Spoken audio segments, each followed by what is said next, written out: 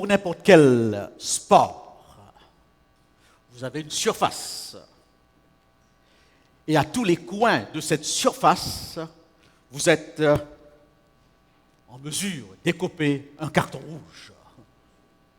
Il n'y a pas un endroit sur la surface, sur le stade, sur le court, où vous pouvez échapper à une sanction. Pour le football, ce carton rouge est donné après 2 cartons jaunes et immédiatement sanctionné. Mais vous pouvez aussi, sur le champ, suivant la gravité de votre faute, écoper tout de suite un carton rouge. Les amateurs de soccer ou de football le savent très bien. Et le comble, n'est-ce pas?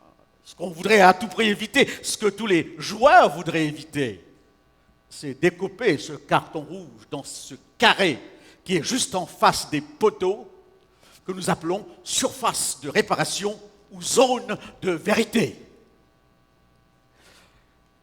D'ailleurs, les joueurs parfois font semblant de tomber ou d'être fautifs, que sais-je, afin de pouvoir bénéficier de la sanction ultime, la pénalité. C'est intéressant de voir les rapports étroits existants entre, nous avons vu, les émotions sportives, et aussi bien que le déroulement d'un match. Lors de la Coupe du Monde en Afrique du Sud, j'ai relevé toutes ces expressions à la veille du dernier match. Pour des journalistes de l'équipe, la messe était dite. C'est un match où la France a beaucoup sué. Les journalistes ont dit, ils sont sortis difficilement du purgatoire.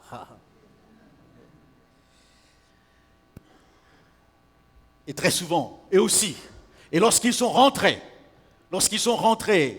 on s'attendait à un repentir par rapport à cette honte que la France a subie lors de cette Coupe du Monde. Et des journalistes ont dit qu'on aurait pu s'attendre à un acte de contrition. Les sociologues voient, comme on l'a dit lundi soir, dans le déroulement d'un match de foot particulièrement, une sorte de grande messe religieuse sociale. Carton rouge. Carton rouge. C'est notre sujet de réflexion. Faute, pénalité, expulsion, chassé, coupé du stade, coupé du public. Le joueur pénètre dans les vestiaires et il doit rester seul face à un petit écran pour regarder le reste du match. Et suivant sa gravité, la gravité de sa faute, il est suspendu pendant plusieurs matchs. Il peut être suspendu aussi à vie. Qu'est-ce que cela veut bien signifier spirituellement? C'est une histoire que j'aime beaucoup et que j'ai sans aucun doute déjà racontée dans un de mes sermons. Cet homme revenait dans son village. Et alors qu'il se trouvait devant l'atelier d'un peintre, il est resté quelques minutes très pensif. Et le peintre a aussitôt remarqué que son visage était balafré. Son visage était marqué. Il avait l'air horrible à voir. Je ne sais pas si vous avez rencontré dans votre cheminement ces hommes ou ces femmes, eh bien, qui vous inspirent une sorte de malaise de par l'expression de leur visage. Eh bien, le peintre, voyant cela, s'est dit, je vais faire son portrait. Et il lui a glissé quelques sous, et ce dernier a accepté, et ce peintre, avec beaucoup de dextérité, beaucoup de finesse, a reproduit l'image de cet homme. Le lendemain, il est repassé devant l'atelier, et là, il a vu son portrait. Mais juste à côté du portrait, le peintre a mis le portrait d'un enfant au visage d'ange, comme on le dit très souvent. Le contraste était frappant. L'homme est entré dans l'atelier du peintre et en regardant cette image de près, il est dit qu'il a commencé à pleurer. des larmes chaudes lui coulaient de ses yeux. Et le peintre était embarrassé. Il se demandait, mais pourquoi? Il s'est approché en disant, mais monsieur, qu'est-ce qui se passe? Pourquoi? Qu'est-ce que cette peinture vous inspire? Et il a répondu tout simplement, cet enfant, c'est moi. Des années de cela, alors que j'habitais ce village, j'étais ce bel enfant. Le peintre lui a demandé, mais qu'est-ce qui s'est passé? Il a raconté toute sa vie de débauche, toute sa vie dans les bas-fonds de la société. Il est parti et le peintre a mis sur ce portrait cette phrase, entre l'ange et le démon, il n'y a qu'un seul pas. Entre l'ange et le démon, il n'y a qu'un seul pas. Qu'est-ce que l'homme? Un animal évolué, une machine à penser, un paquet de neurones, un ange, un démon, ou un ange et un démon à la fois. Qu'est-ce que l'homme? N'est-ce pas? Qu'est-ce que l'homme? Un ange ou un démon à la fois?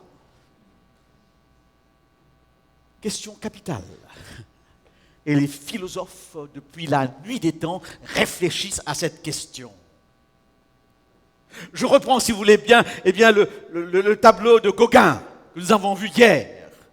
Ce tableau où Gauguin, ce peintre que vous connaissez très bien, a essayé de démontrer, n'est-ce pas, la pertinence de ces trois questions. D'où venons-nous? Que sommes-nous? Et où allons-nous? Et alors ce soir, on va s'arrêter sur la deuxième question. Qui suis-je? Et surtout, pourquoi suis-je ainsi? Que sommes-nous? Ange, démon, ou ange et démon à la fois. Le philosophe, journaliste, polémiste François Revel, mort il y a quelques semaines de cela, dans son ouvrage « La tentation totalitaire », a un chapitre intitulé « La connaissance inutile ». Et il souligne combien le comportement humain est paradoxal, énigmatique. Il dit ceci: il cherche la liberté, mais soutient les régimes de dictature. Bizarre. Il cherche la liberté, et pourtant il soutient de toutes ses forces des régimes de dictature qui existent encore aujourd'hui. Et paradoxalement, lorsqu'un de ces dictateurs, de ces criminels est arrêté, vous avez parfois plus de 60% de la population qui le soutiennent et qui le défendent.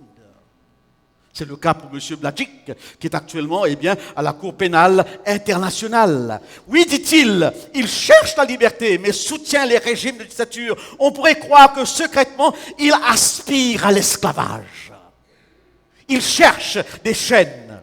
Il aspire à l'esclavage politique, intellectuel et psychologique, je dirais même parfois religieuse. Trop de liberté le dérange. Il préfère être manipulé, dirigé, orienté. Si on lui demande de décider par lui-même, il est complètement perdu. Eh bien oui, il continue. Malgré toutes les informations dont il dispose, qu'il avertit, le prévient, il ne s'épargne pas certaines catastrophes.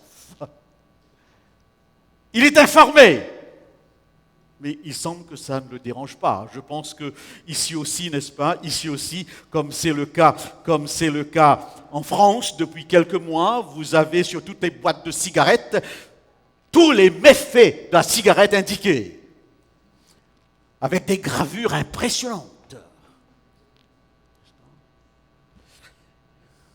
J'ai entendu les interviews juste après que le gouvernement ait décidé de faire cela, et la plupart des fumeurs disaient: ça ne m'impressionne pas. Ça ne me poussera pas à m'arrêter. C'est bizarre. Sur ces boîtes, qu'est-ce qui est mis? La cigarette tue. La cigarette produit l'emphysème. La cigarette produit la stérilité. La cigarette produit le cancer. Il est informé, mais ça ne change rien. Bizarre. Si au supermarché, au comptoir des viandes, on mettait cette viande tue, cette viande produit l'emphysème, cette viande vous rendra stérile, cette viande vous produira tous les cancers possibles, quelle serait la réaction? On n'achète pas et on poursuit le supermarché. On demande même au gouvernement d'enlever un tel produit de la place publique. Mais pourtant, là, ça ne change rien. C'est ce que dit Revel. Il dispose, d'informations. Il est averti, mais il se précipite à dessein dans l'échec, la souffrance et la mort. Bizarre. Drôle de créature. Chaque année en France, une dizaine d'alpinistes perdent leur vie, inutilement, pour avoir fait du ski en dehors des zones permises. À des moments où la météo disait non, pourquoi donc chez l'homme ce besoin de jouer avec la mort? C'est quand même particulier. Eh bien oui, qu'est-ce que l'homme? Qu'est-ce que l'homme? Je lisais avec intérêt cette revue, n'est-ce pas, Books, sur les gènes du bien et du mal, n'est-ce pas, une revue qui publie tout un dossier sur des sujets très particuliers, et le sujet m'avait attiré, les gènes du bien et du mal. Si l'homme est bon, pourquoi est-il méchant? Si l'homme est bon, pourquoi est-il méchant? Je voudrais avec vous passer en revue les différentes théories parce que la question préoccupe toutes les disciplines humaines possibles. Toutes les disciplines n'ont qu'un seul objectif, aider l'homme à s'épanouir et s'intéressent à ce problème d'ombre et de lumière chez l'être humain. Quelle est la première réponse? Ange ou démon? Première réponse, Jean-Jacques Rousseau, c'est un ange. C'est un ange. Le fondement de l'éducation, aujourd'hui, le fondement de toutes les disciplines, c'est que l'homme naît bon. Comme il le dit, l'homme est né libre et partout il est enchaîné. Il naît bon, il naît pur, il naît propre. C'est son environnement qui le pollue. C'est son environnement qui le change. Voilà la théorie de base de tous les systèmes éducatifs du monde d'aujourd'hui. Contrat social de Jean-Jacques Rousseau, toujours d'actualité. Et le Britannique John Locke ira dans le même sens lorsqu'il dira que l'homme au départ est une page toute blanche. N'est-ce pas? L'homme au départ, c'est une ardoise sur laquelle on n'a rien mis. Une page sans rature, sans bavure.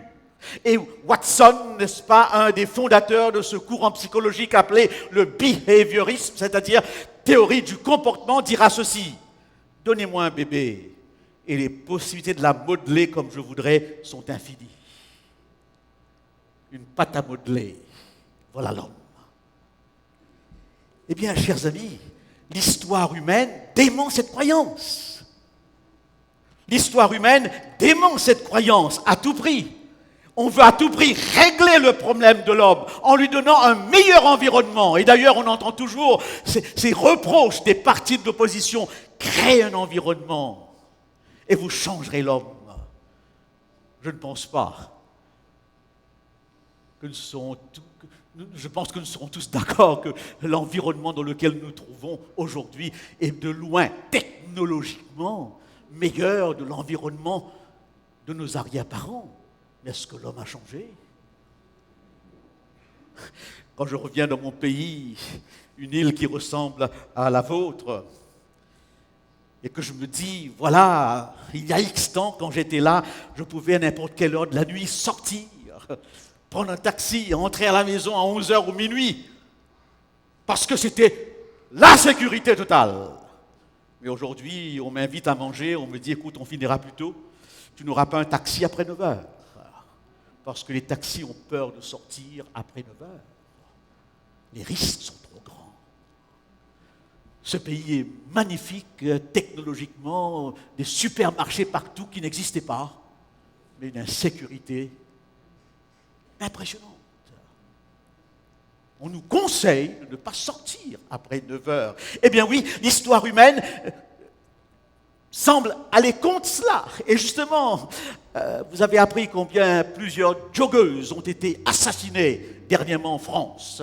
Des jeunes femmes de 30-35 ans qui sortent tôt le matin et qu'on n'a plus retrouvées. Et j'aime cette émission de Yves Calvi qui avait intitulé son émission « L'homme est-il un monstre ?» Et là, il y avait plusieurs psychiatres sur le plateau. Et j'étais frappé de constater que ces psychiatres ont dit « Attention, tous les cas que nous avons en face de nous ne sont pas forcément des malades mentaux. Parmi ces monstres se trouvent des gens extrêmement bien éduqués, qui ont grandi dans un environnement le meilleur possible, parce que nous pensons tout de suite que ces criminels sont des malades quelque part. Et d'ailleurs, pourquoi aller très loin? Plusieurs villes de Londres ont été enflammées il y a à peine 15 jours. Des centaines ont été arrêtés, et parmi des profs d'université, des profs d'école, des fonctionnaires du gouvernement. Parce qu'aussitôt qu'on voit des choses pareilles, on pense toujours tout de suite à l'individu qui est dans les ghettos. Mais il suffit que la lumière s'éteigne pour voir exactement que l'homme, malgré son statut social, dans de telles circonstances, se comporte exactement comme les autres. La théorie de Rousseau ne tient pas. La théorie de Rousseau ne tient pas. Madoff, qui a plongé toute l'humanité dans une crise économique sans précédent, quel était son environnement? Et tous ces traders, parce qu'on a tendance à chercher tout simplement le mal dans les ghettos, mais c'est dans les hautes sphères aussi que vous le découvrez. Eh bien oui, la théorie ne tient pas. 2 guerres mondiales, des dizaines de génocides, voilà le bilan de l'humanité civilisée. Il n'y a jamais eu autant de morts qu'au XXe siècle. Jamais. Et le drame le plus profond que l'humanité a vécu, c'est le drame nazi, qui a éclaté en Allemagne, considéré à l'époque comme le pays le plus avancé qui soit. Comment expliquer? Comment expliquer? Malcolm Muggeridge, journaliste athée devenu chrétien, nous raconte dans sa biographie une histoire impressionnante. Oui, dit-il, j'ai jamais trompé ma femme. Jamais, jamais, jamais trompé ma femme. C'est formidable de pouvoir le dire. Mais voilà un jour, dit-il, j'étais là sur un rivage indien, lorsque tout à coup, j'ai vu au loin une femme qui nageait, qui se baignait. Alors Muggeridge dit, quelque chose s'est passé. Tout à coup, une force, une pulsion m'a saisi. Lui qui n'avait jamais trompé, mais qui avait sans aucun doute, plus ou moins, très souvent, fantasmé en train de tromper. Il l'avait déjà trompé plusieurs fois ici. Et l'occasion se présente. Et Muggeridge nage et arrivé juste en face de la femme. Muggeridge la regarde. Oh là là! C'est une lépreuse. Au visage défiguré. Complètement édenté. Muggeridge a un frisson.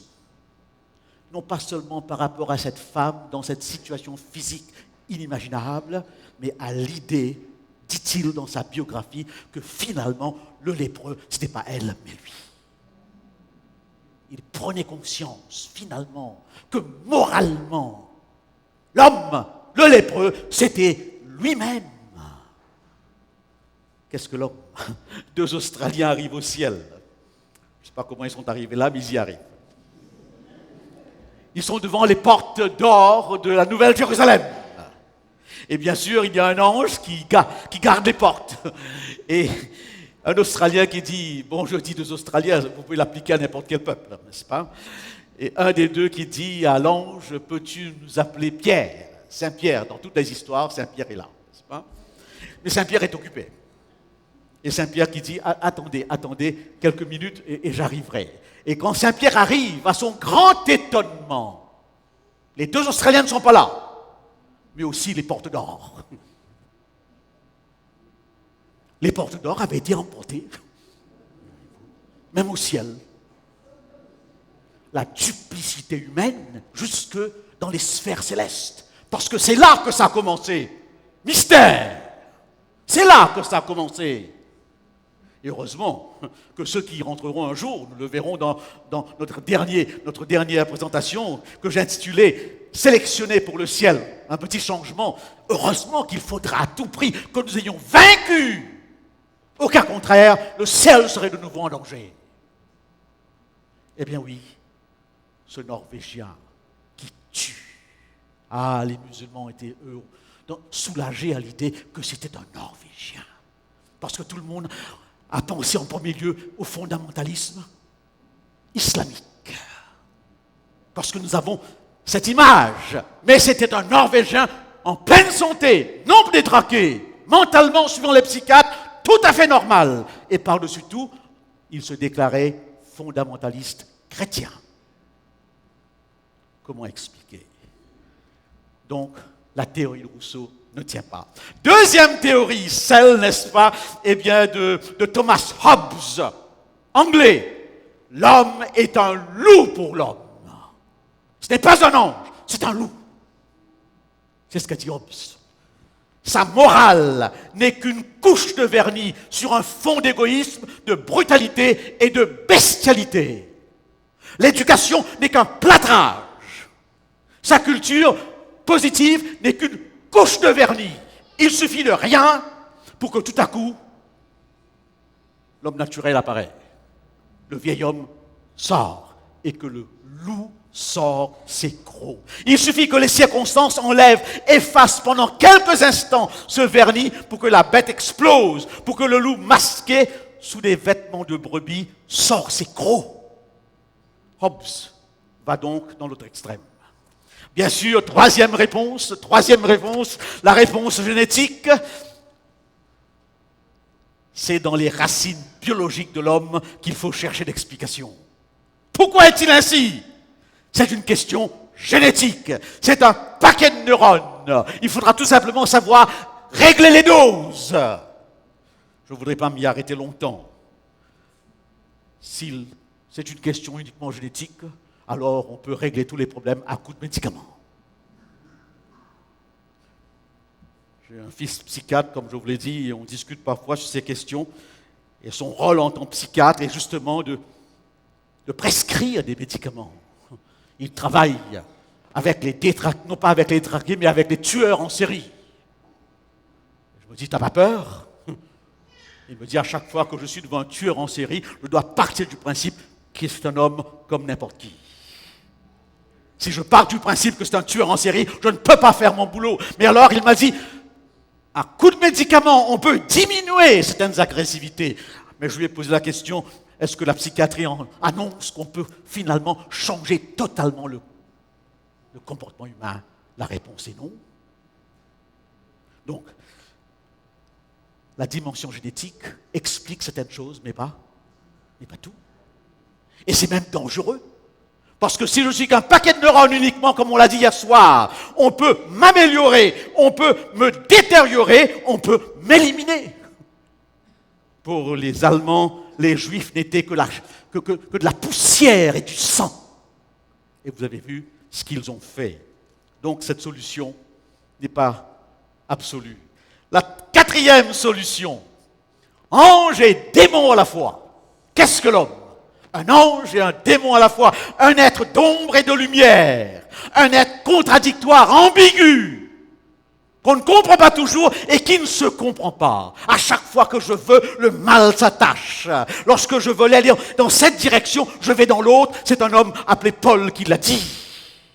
Je trouve en moi deux forces qui s'expriment. C'est Paul, un ange et un démon. Et je crois il y a un roman qui explique cela d'une manière impressionnante. Un roman d'Oscar Wilde, n'est-ce pas? Oscar Wilde qui a écrit le portrait de Dorian Gray, qui a été porté à l'écran par l'acteur Anthony Hopkins. C'est l'histoire d'un homme d'une extrême beauté qui mène une vie libre, guidé par la seule recherche du plaisir, un hédoniste absolu, sans aucune barrière morale. Les traces de ses excès et de ses crimes s'inscrivent sur son portrait. Voilà donc un peu le fond de l'histoire. À chaque fois, eh bien, il vient voir ce portrait, et sur ce portrait, les traces de sa vie de débauche s'inscrivent, jusqu'au point qu'il est défiguré. Il est défiguré. N'est-ce pas? Nous sommes dans une société où on peut s'améliorer. On peut, n'est-ce pas, se donner un plus beau nez, n'est-ce pas, des oreilles plus agréables, avec la chirurgie esthétique. Tout est possible. On peut s'améliorer, n'est-ce pas? Et on peut aussi, avec tous les fards qui existent, n'est-ce pas, toutes les substances qui existent, se donner une beauté. Je n'ai rien contre. Mais le soir, lorsqu'on se lave le visage, la réalité est bien là. N'est-ce pas? On n'échappe pas. On n'échappe pas. Alors Dorian Gray voit son image et les traces de sa vie de débauche. Et il décide quelque chose. Il décide tout à coup de changer de direction, de s'améliorer, de suivre des thérapies d'épanouissement. Et il revient voir si l'image change. Mais à son grand étonnement, l'image ne change pas. Fou de colère, dans cette histoire, ce roman sur le bien et le mal, sur la complexité de la nature humaine, il enfonce un poignard dans la toile. Et le film se termine, ou l'histoire se termine, en voyant Dorian Gray lui-même qui s'est tué. Incapable de changer sa constitution, malgré tous ses efforts. Et permettez-moi, pour vous jeunes, d'illustrer cela par l'actualité. Je ne pense pas, j'espère pas, je ne sais pas si vous avez vu ce film, n'est-ce pas? Il est atroce, presque, ce film, joué par Anthony Hopkins, n'est-ce pas? Et Judy Foster, le silence des agneaux. Ma fille, à 12 ans, voulait le voir et je lui ai dit, pas question, n'est-ce pas? Et elle s'est fâchée parce que je ne lui permettais pas de voir ce film. J'avais lu le compte-rendu et j'avais vu quelques séquences. Il arrive maintenant qu'on discute, parce qu'elle a 2 enfants, n'est-ce pas? Elle contrôle même les dessins animés que ses enfants regardent. Je lui dis, mais c'est quand même bizarre, parce qu'à 12 ans, tu voulais voir cela. Est-ce que tu permettras à Nicolas de le voir maintenant? Pas question. Finalement, toutes mes objections du passé qu'elle ne supportait pas, elle les trouve maintenant tout à fait normales, parce qu'elle a 2 enfants à grandir. Alors, dans ce film, vous avez cette séquence que je vous lis, n'est-ce pas? Lector, c'est le nom, n'est-ce pas, du tueur en série. L'histoire est très très simple, n'est-ce pas? Un détective qui veut découvrir un tueur en série et qui se dit, si je rencontre un autre tueur en série, il pourra me dire exactement ce qui se passe dans la tête de cet autre-là. Parce qu'il semble qu'il suive un schéma bien planifié, bien déterminé. Donc, à partir de celui-là, je pourrais atteindre l'autre. Alors donc, la conversation se déroule ainsi. Lector, quelle raison aurais-je de coopérer avec vous, madame? L'officier Starling répond, la curiosité.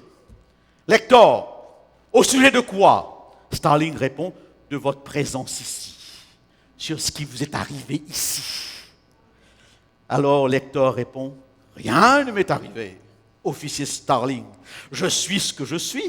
Vous ne pouvez me réduire à un ensemble d'influences. Vous avez abandonné la notion du bien et du mal en faveur des théories du comportement. Vous avez abandonné la notion du bien et du mal. On pense que c'est une notion de retardé mental. Mais nous sommes dans une société où le bien et le mal s'expriment sous toutes ses formes, et encore plus aujourd'hui. Eh bien oui, dit cet homme, vous avez abandonné. Ce n'est jamais la faute de quelqu'un. Ce n'est jamais votre faute, avez-vous dit dans vos cours de psychologie et autres. C'est toujours l'autre.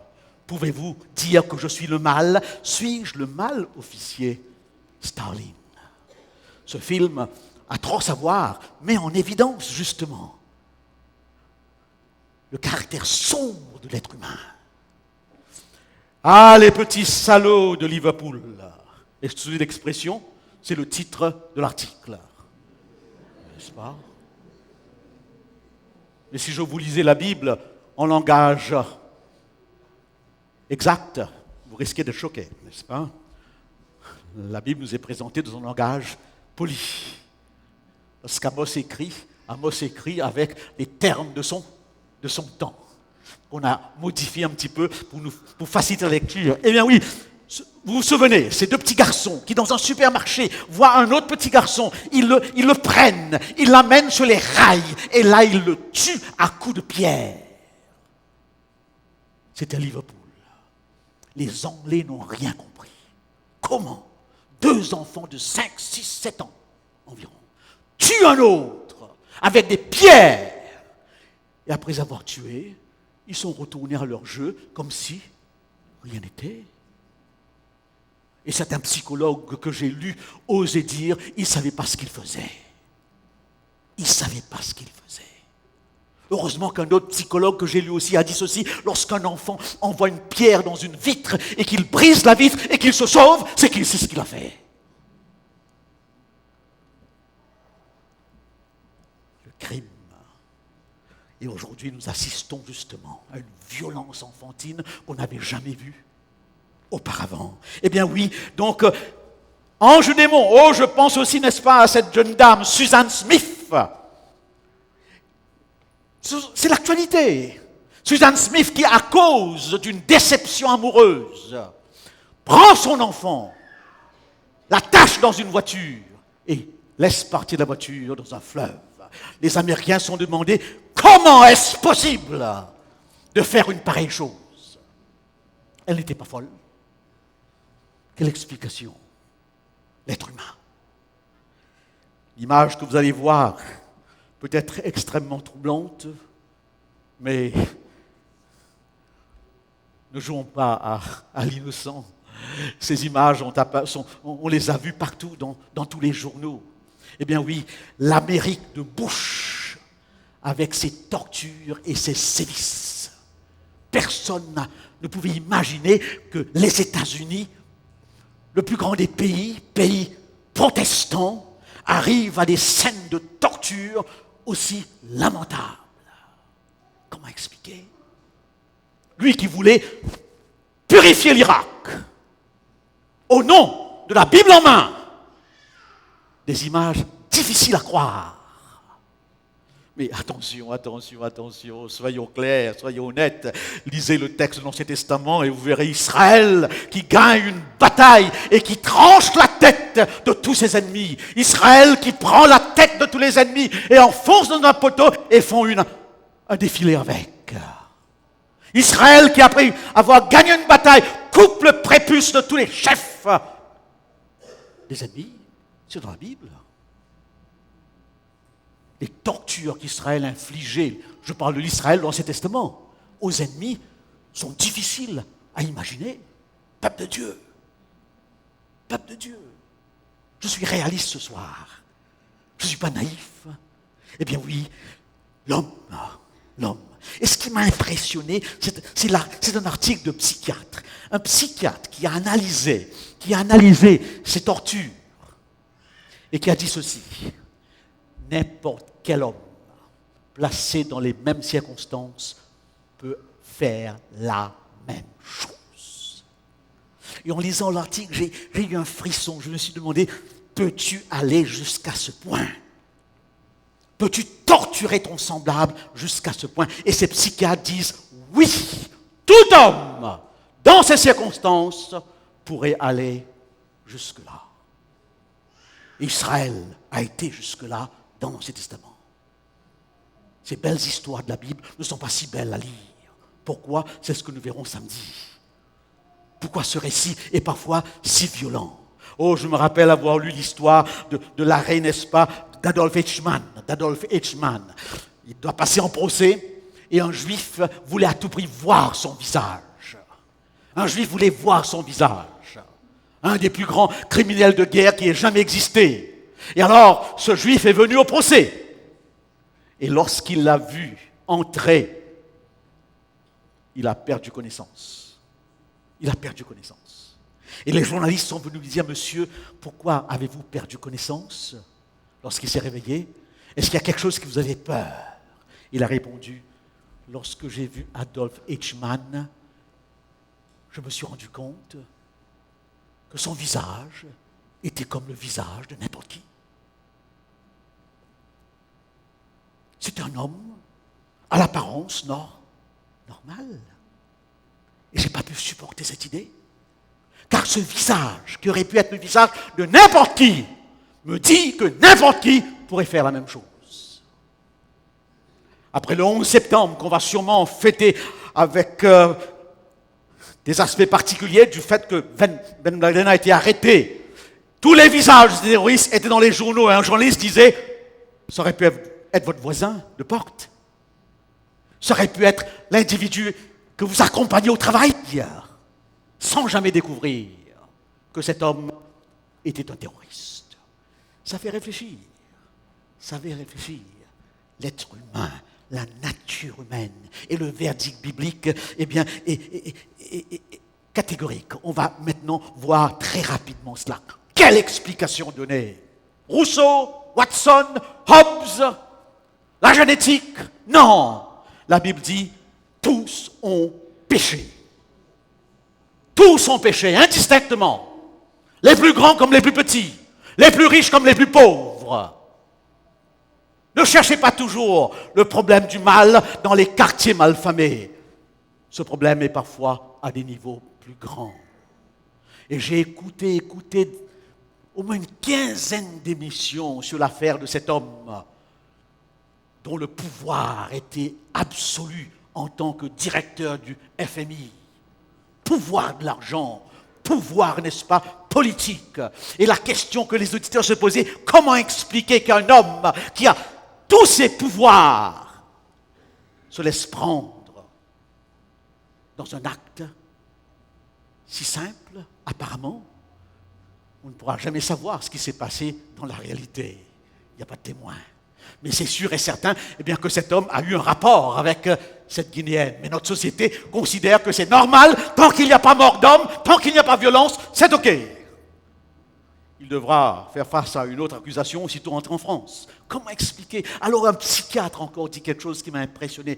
Il a dit, il y a des zones sombres dans l'homme. Il suffit d'une turbulence. Il suffit, n'est-ce pas, d'une étincelle, d'une pulsion qui tout à coup saisit l'individu. Et il ne résiste pas.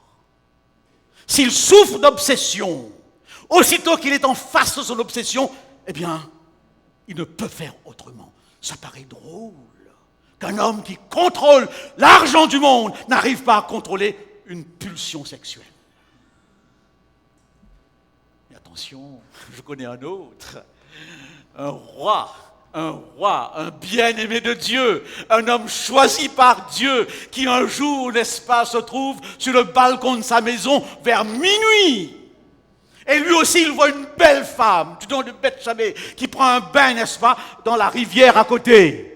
Qu'est-ce qui se passe? Il fonce tout droit. Quelle explication? Alors, n'allez pas trop loin. Dans les textes sacrés, vous avez cela. David. Il ira même plus loin. Lorsqu'il verra, n'est-ce pas, que cette femme porte son enfant, il va essayer de dissimuler par une stratégie macabre, voulant mettre le tout sur le serviteur, le soldat, Uri. Nous sommes dans la réalité de la condition humaine. Et cela m'effraie. Tous ont péché. Tous sont sous l'empire du péché. Le péché n'est pas... Le péché est une condition, est un état. Les péchés sont les symptômes d'une condition. Comme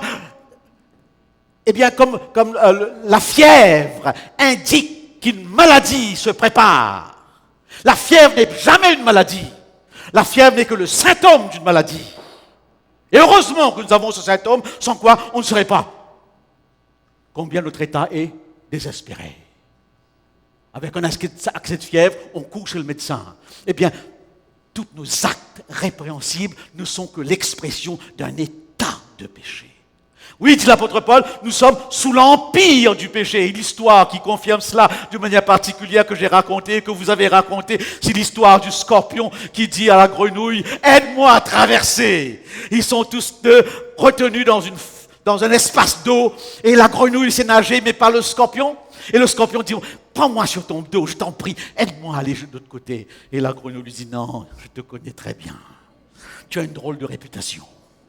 Aussitôt arrivé de l'autre côté, tu veux piquera. Et là, le scorpion dit, mais comment? Toi, mon bienfaiteur. Et la grenouille se laisse prendre. Et aussitôt arrivé de l'autre côté, il le pique. Il pique cette grenouille qui meurt. Et en mourant, la grenouille a dit, mais je t'en prie, pourquoi l'as-tu fait? Et le scorpion lui répond, je ne peux pas faire autrement. C'est ma nature.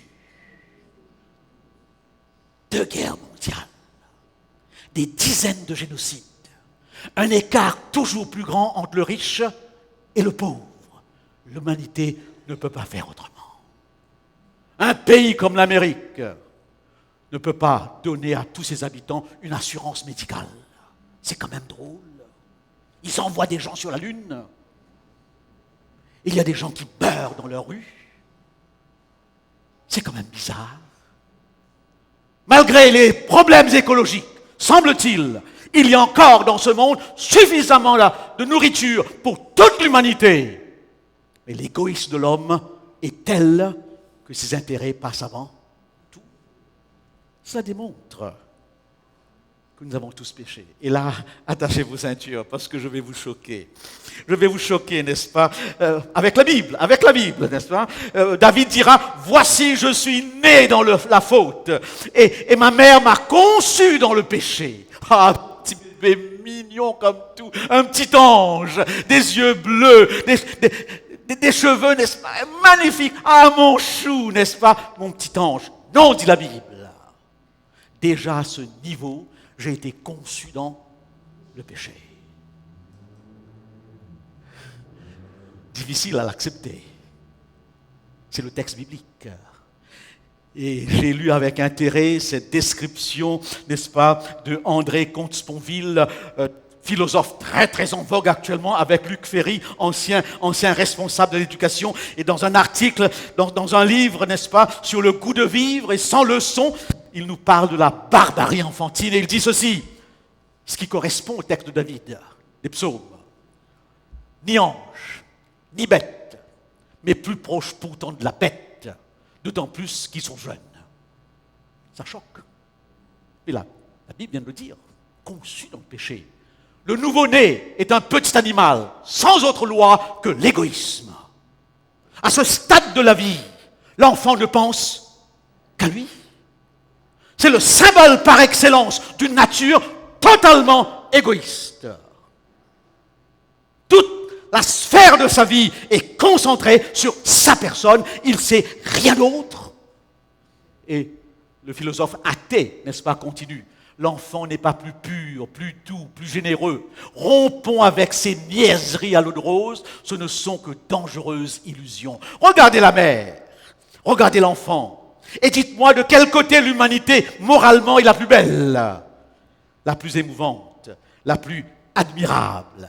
Quoi de plus dévoué, sauf exception, qu'une mère? Quoi de plus aimant? Quoi de plus patient? Quoi de plus doux? Quoi de plus attentionné? Et quoi de plus égoïste, à l'inverse, qu'un très jeune enfant?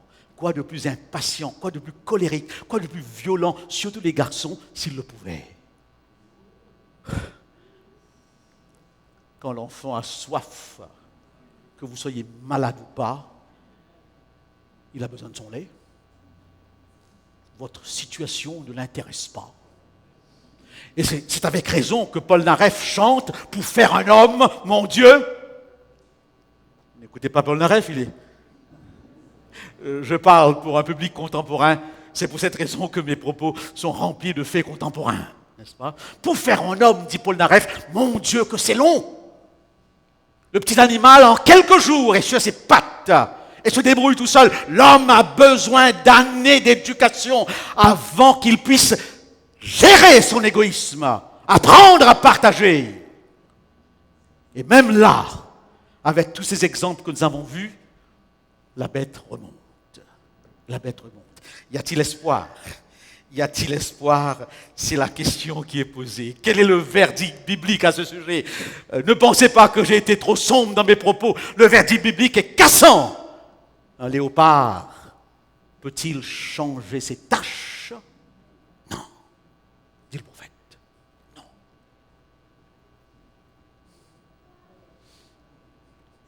Je n'ai pas exagéré. Un léopard peut-il changer ses taches? Non.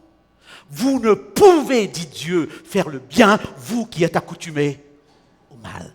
C'est dans les gènes, dans le sang, dans notre peau.